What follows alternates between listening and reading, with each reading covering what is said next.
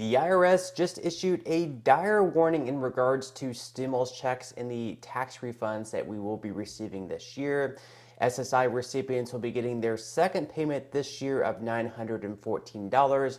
And Bill Gates is now saying that he regrets having dinners with his dear friend Jeffrey Epstein. We'll be covering all the news in this video, plus a whole lot more. So happy Tuesday to everyone. Happy last day of January or happy first day of February, depending on when you're watching this video. If you enjoyed the content in today's video later on, make sure to give this video a like. That just signals to YouTube that this video could potentially be helpful to other people like you as well. So before I go ahead and jump into today's video, if you would like to receive up to 20 free stocks from Moomoo, you'll get 1 free stock just for signing up, 5 free stocks if you deposit $100, and then I believe it's 20 free stocks if you deposit $1,000. So we're going to go ahead and jump right into today's video. So more than $5.4 billion in COVID loans went to applicants using questionable Social Security numbers, Watchdog says. So this is, quite alarming. $5.4 billion in taxpayer dollars going completely wasted, going to fake Social Security numbers. So let's go ahead and read this article. It says the federal government awarded more than $5.4 billion in COVID loans to businesses with questionable Social Security numbers, according to an alert issued Monday by the government's COVID watchdog, the Pandemic Response Accountability Committee. The alert was released before the first hearing on COVID fraud Wednesday of the Republican-led House Oversight Committee, chaired by James Comer, a Republican in Kentucky. The potentially fraudulent Social Security numbers were used to secure approval of loans under the Economic Injury Disaster Loan Program and the Paycheck Protection Program, which together provided almost $1.2 trillion in loans to small businesses from 2020 to 2022. As NBC News reported last year, the government estimated that 10% of the more than $800 billion in PPP loans was obtained fraudulently, while private experts think that COVID unemployment benefit fraud may have accounted for as much as $400 billion of the $900 billion dispersed. The Government Accountability Office issued a report earlier this month that estimated unemployment fraud at more than $60 billion, but said that was a low estimate. So you can see here a lot of the amount of the money that the government was handing out to people through the PPP, through the Paycheck Protection Program, and also unemployment. A lot of this money was actually obtained fraudulently. While, I saw so many stories and heard from so many people that were trying to apply for unemployment or some of these programs that were going on that really needed this help, that lost their jobs and were going through a very hard time. They were stressed about paying their rent. They were stressed about being able to afford everything they needed, necessities for themselves and their family, to put food on the table during this time. And it was taking such a long time for the government to respond to their applications for unemployment. Yet we can see here there were so many people who were receiving all this money from the government through taxpayers, and this was obtained fraudulently. I mean, it's ridiculous to see. It really is. But let me know in the comment section below if you experience any of this, if you tried to apply for unemployment or any of the other programs during the pandemic, and it took such a long time for them to get back to you. I've heard firsthand from so many people that they did, but let me know in the comment section below if you have any stories in regards to that. It goes on to say that despite the problems with the numbers, just under a third, 69,323, were used successfully to secure EIDL or PPP loans totaling $5.4 billion. So $5.4 billion in waste. That's a lot of money. You wonder why we have so much debt as a country. Perhaps it could be that. Now, in some other news, Elon Musk took to Twitter yesterday and he gave us all some financial advice. So he says in this post, 4 signs you are bad with money. Number 1, you can't balance a budget. Number 2, you lend money before paying your own bills. Number 3, you have to take money from other people to pay your bills. And number 4, your debt is over $30 trillion. Now I wonder who or what he's talking about in this post. If you have any idea, I have no idea, but let me know in the comment section below if you have an idea what he's talking about. Some other news here we have from the Ascent. Stimulus update. You need to read this. IRS warning about stimulus checks. So let's see what this IRS warning is in regards to stimulus checks. It says, according to the IRS news release, there are two big reasons why your tax refund may be smaller this year than it was during the last tax filing season. It said, quote, due to tax law changes such as the elimination of the advanced child tax credit and no recovery rebate credit this year to claim pandemic-related stimulus payments, many taxpayers may find their refunds somewhat lower this year, the IRS news release read. The recovery rebate credit was the $1,400 check authorized by the American Rescue Plan Act. The American Rescue Plan Act also expanded the child tax credit, offering parents $3,600 for children under age 6 and offering $3,000 for parents of children age 6 to 17. These amounts were per child. Together, these two stimulus payments resulted in millions of Americans getting thousands of dollars in extra tax credits when they filed their 2021 tax returns in 2022. But if you got used to having that big refund coming because of these stimulus checks, you are likely to be very disappointed this year when you receive much less money from the IRS, since neither of these stimulus check programs was renewed in 2022. So they're saying if you are filing taxes for the 2022 tax season and you're expecting this huge refund that you received last year perhaps with that stimulus payment plus the child tax credit if you have children, that it may be a lot less than last year, so you should be prepared for that.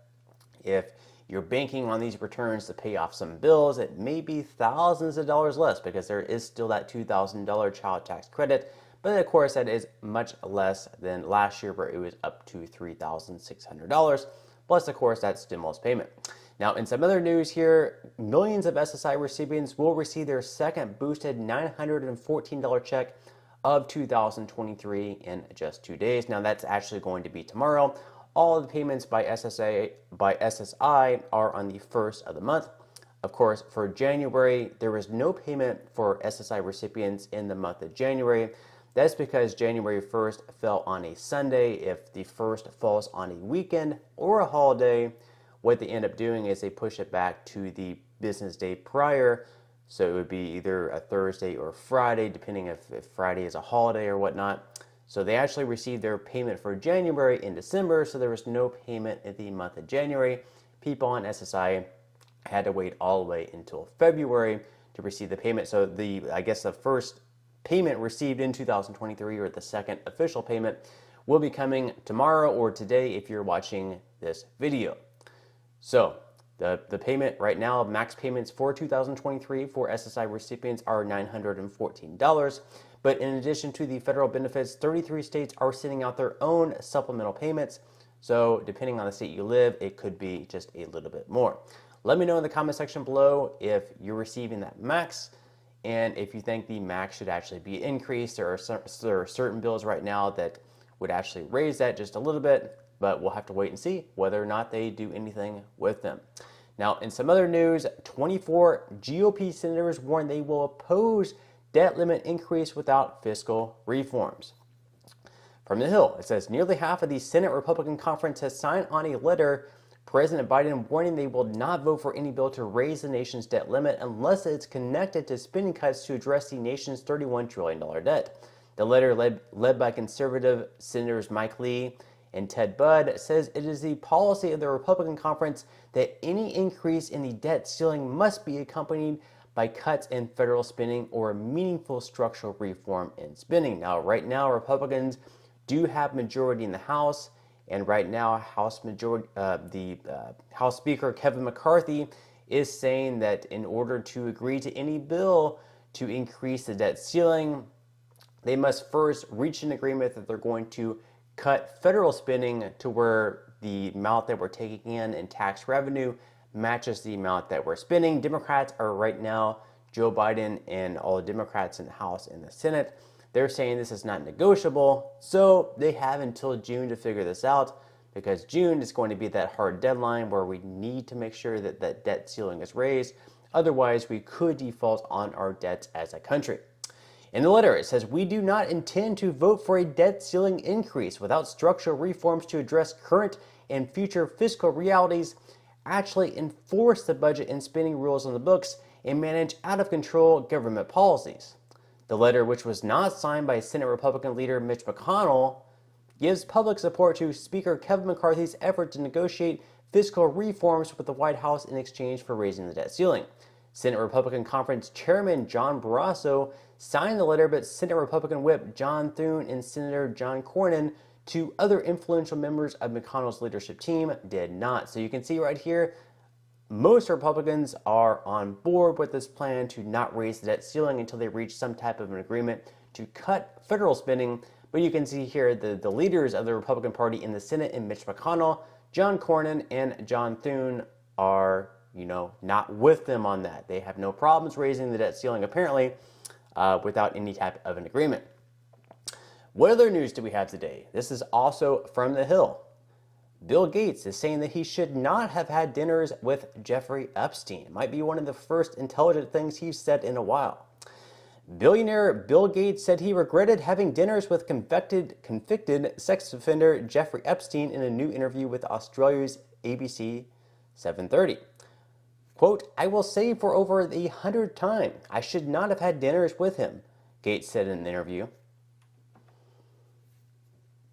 According to the New York Times, Gates began meeting with Epstein in 2011 after Epstein was convicted of sex crimes in Florida. Gates had told the Wall Street Journal in 2019 that he did not have a business relationship or friendship with Epstein, who died by suicide in his Manhattan jail cell in 2019 while awaiting trial on charges of sex trafficking underage girls. Suicide. Let me know what you guys think in the comment section below about Epstein committing suicide in jail right before his trial. I've heard different things on that. I have no opinion that I'm going to state directly on here, but I'm interested in hearing your thoughts in the comment section below.